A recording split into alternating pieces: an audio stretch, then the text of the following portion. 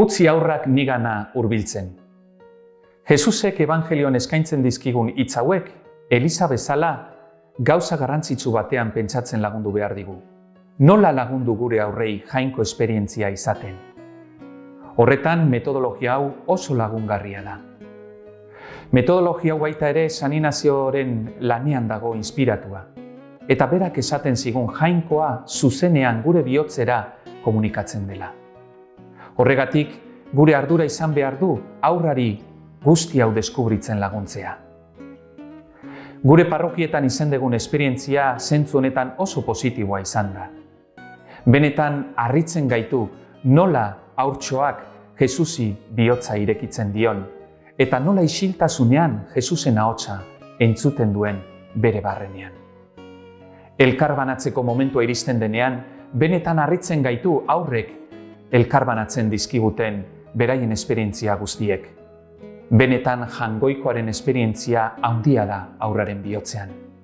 Horregatik animatzen zaituztegu oratorioaren esperientzia hau bizi dezazuela baita zuen parroki, kristau elkarte eta familietan. Benetan lagungarri bai da aurraren esperientzia, fede esperientzia, hasiz eta helduz joan dari. Aurren oratoriotik 3 gauza azpimarratuko nituzke gehien bat, lehena umeek Bibliarekin izaten duten gertutasuna. Berala konturatzen dira liburu horretan zerbait berezia, garrantzitsua azaltzen dela. Beraiekin hasteko testua sakontzen joaten gara. Bestetik, otoiz momentua, non umeek euren keskak, ametsak, beldurrak azaltzen dituzten eta aurkezten dioten Jesusi. Egia da umeak direla eta normala den bezala euren hitzekin eta irudiekin egiten dutela otoitz, baina badakite otoitz momentu hori benetan garrantzitsua dela Jesus gurekin bai dago momentu horretan.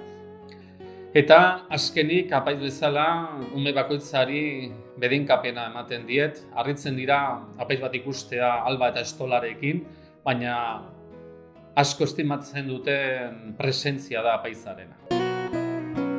Pertsonalki gustoko dut katekesi metodo hau, zeren alderdi espirituala asko lantzen da, bereziki otoitzerako dagoen momentu hori garrantzitsua ikusten dut.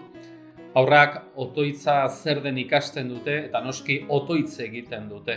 Hori da, esan bezala, nire ustetan aurren oratorioko gauzarik ederrena.